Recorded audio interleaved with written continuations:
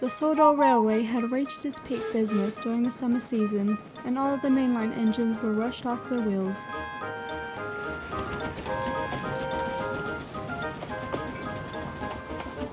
Most of the branch lines were considerably less busy, such as Edward's branch. Some of the other engines were frustrated by this and unfairly took it out on the poor blue engine. I can't be the only one who's had it up to my funnel about us being worked off our wheels while the branch line engines are given the easy life. It's simply not fair. Edward was irritated by this but did his best to not take notice. Other engines were indignant. James, Edward works as hard as any of us. He can't control how busy his branch line gets, or where he's assigned to work. Even if he could, he'd happily help us mainliners. It's up to the VAT control to make that call. Don't lie to yourself, James. We all know you just like to complain. Henry, be honest. If you were given the choice between going from one train to another instantaneously like you are now, or running a 3-station branch where you stop at 2 of said stations on a bad day, which would you pick, Oh, stow it, you two. Both sides of this are equally pathetic. Try a round trip or two with my express sometime, then you'll know what hard work means. And granted, I've taken a fair share of this rush myself, and we all know that even on his branch line, he only contributes so much.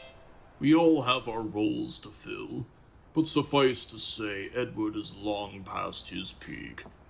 Oh, you really think that, Big Blue? And what did he just say that's Edward's face then? Edward finally spoke up. Well, I am happy to come onto the main line whenever the Fat Controller calls for it, but Gordon does have a point. My days as a young, strong express engine are long gone. But I'm more than happy with the work I have cut out for me on my branch line. Like he said, we all have our own roles to fill. Come on, Edward. Oh, you're more than able to give Gordon a run for his money. 50 years ago, maybe. But that's all right. No, Edward, you should listen to Donald. What do you think, Gordon? Don't make me laugh. To be fair, have you seen James try to pull it? Well, I mean... Okay, listen. Come on, Edward. Don't you want to prove them wrong? Well... You know you still have it in you. We all do. Edward had long accepted his role on the railway, but there was something about the way Gordon spoke and Duck and Donald's words of encouragement that gave him an extra push of motivation. I mean, doesn't a break from the constant fast pace of the express sound nice, Gordon? Well, I suppose it does. But that's what we have the likes of Henry for. Oh, please leave me out of this, Gordon. Well, how about we ask the Fat Controller tomorrow about giving you a break? At least for the first run of the day. Well, I suppose I can trust you to take full accountability for any tardiness caused to my passengers. I don't see why not. But only to keep you two quiet. Good night. The next morning, the arrangements were made, and the other engines were at the big station with their own trains, eagerly waiting for Edward. It was getting close to time to leave, and many passengers were already waiting on the platform. I can't say that I'm surprised. 5 minutes until the express is due and no sign of its engine. You must be too tired. Then, as if by magic, they heard Edward rushing in with his coaches. Sorry, everyone. Didn't mean to make anyone anxious. I just slightly underestimated how long it would take me to find my coaches. You were saying, Big Blue? Gordon was shocked. He was not expecting Edward to go through the trouble to fetch his own coaches. A few minutes later, the last of the passengers boarded, and the guard shut the doors, blew his whistle, and climbed aboard. Edward had some trouble getting the train started. Come on. Struggling there, dear Edward. Come on. Oh, we all struggle to get started sometimes. In fact, I can remember Thomas telling me about how he'd always help you get started after fetching your coaches. The only difference here is Edward had the initiative and the foresight to fetch his own coaches. Gordon subsided. He could see Henry struggling to hold in a chuckle. Once Duck made his way around the train, they set off in a matter of moments. Ah, we're off! We're off at last! Thank you! However, this didn't stop the bigger engines from saying their piece. For the record, I still don't want anything to do with this hole. It's unfair that we're so busy while he isn't nonsense. But did you see how he strained? Positively painful. Just pathetic. He should give up and be preserved before it's too late for dear Edward. Shut up. You're all jealous. Edward is better than any of you, and you know it. Aye, Doug is right. He may be old, but he'll show you all just what he's made of. Sure.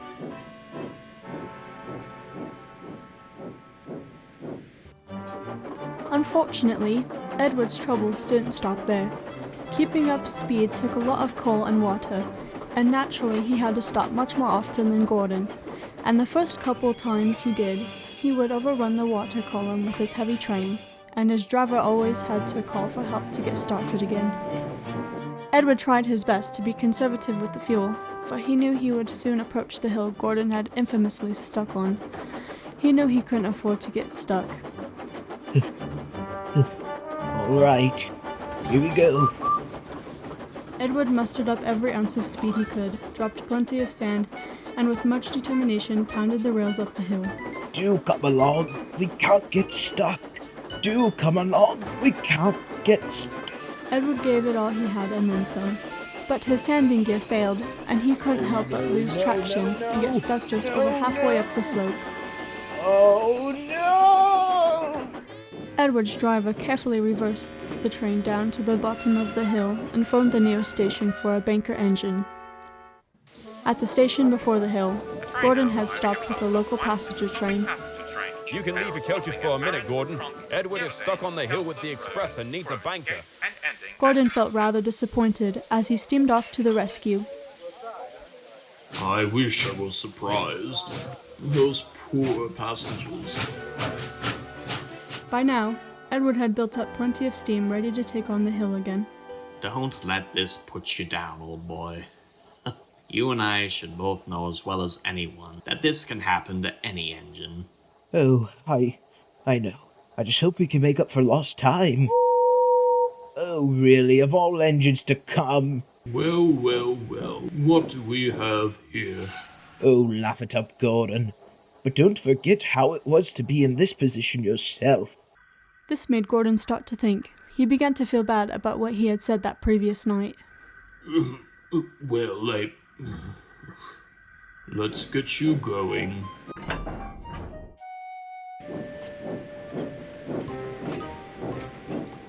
As the two engines pushed and pulled up the hill, Gordon could see and feel Edward trying much harder than he did when he was in his position. This puts things into a new perspective. Edward, do you need a rest? Maybe you could switch to my stopping train. But Edward took the offer the wrong way and was offended. I've managed to come this far. I think I can make it to the end of the line. But thank you for your help. Gordon only meant to help, but as Edward sped off down the other side of the hill, he began to see how Edward took it wrong and felt even worse.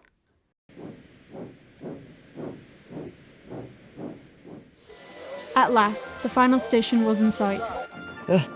I've done it! I've done it!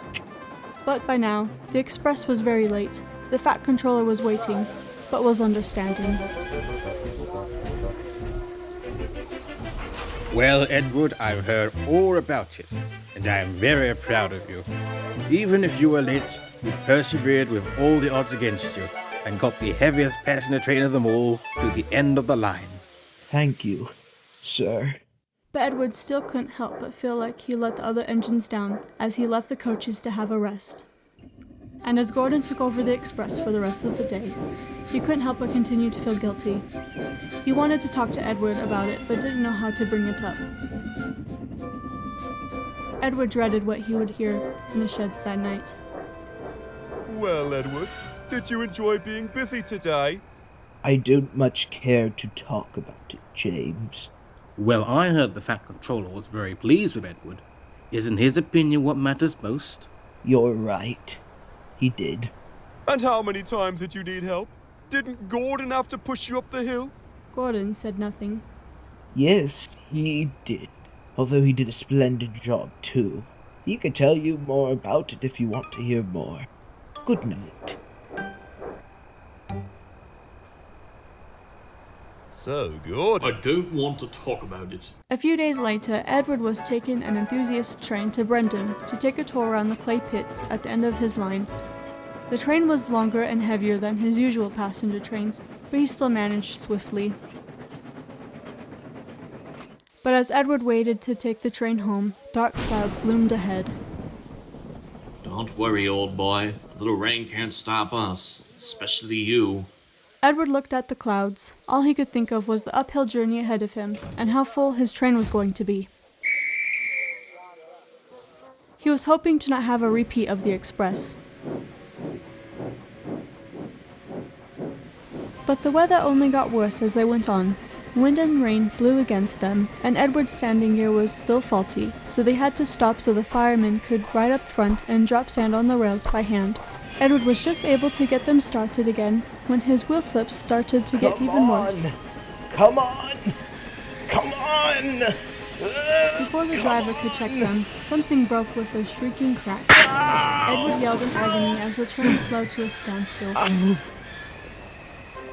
One of the crank pins holding Edward's side rods in place broke, sending it flying up into one of Edward's splashes. The passengers were anxious, and the driver and fireman were unsure of what to do. So now what? I'm not sure. We can't exactly call for a bus with this weather. There must be a way we can go on. I don't know, old boy. I haven't seen this kind of damage in some time. Not to mention this weather. Then Edward had an idea. Wait, what if you took my side rods off? So I can work as a single, like a more old-fashioned engine? Hey, that could work.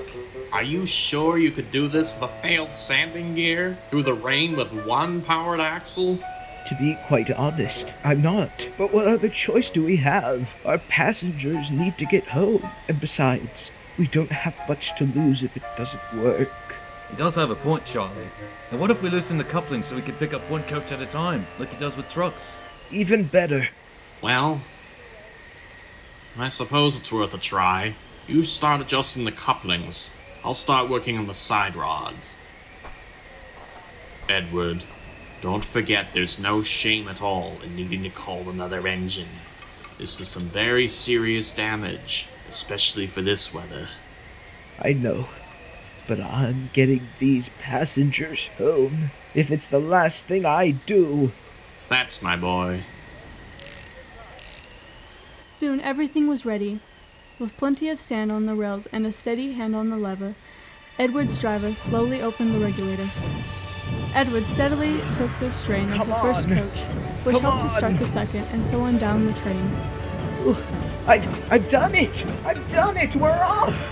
Carefully watching Edward's wheel slip, the driver listened happily to his steady beat as he forged slowly but surely up the hill and onward. The passengers were most excited. Most had their heads out of the windows, cheering Edward on.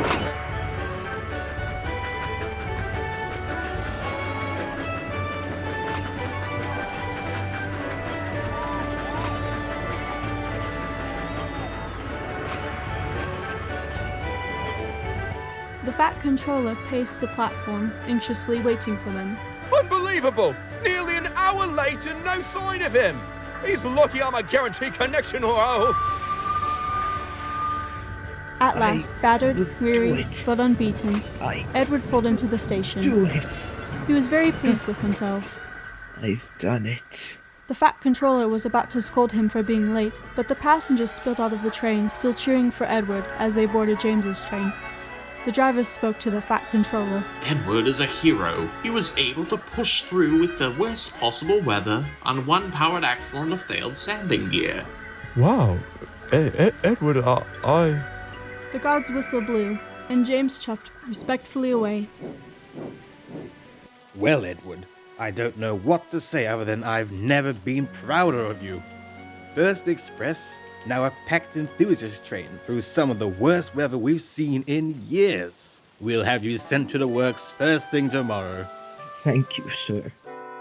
I'm just happy to do my part for the railway. Sometime later, Edward returned from the works feeling better than ever. Welcome home, Edward. How are you? Oh, I feel great. My splasher's fixed and I have a new sanding gear. I'm back home with all my friends. What more could an engine ask for? Much agreed, Edward. Say, James, were you just talking about something you were going to say to Edward once he returned? I'm sorry for what I said all that time ago, Edward. What you did for your passengers before you left really helped me see how much you really do for the railway. And I'm sorry I didn't see it sooner. Thank you, James. And I'm sorry too, Edward. I never intended to put you down when I offered to switch. I just really wanted to help. That's all right, Gordon. I did kind of act in the heat of the moment, too. You did a splendid job with the Express, too. Like James said, you really do a lot more for the railway than I realized. Much more than I've given you due respect for. Thank you for saying that, Gordon. It really means a lot. And from that point on, Gordon never talked down to or in any way disrespected Edward again, and the two engines are now firm friends.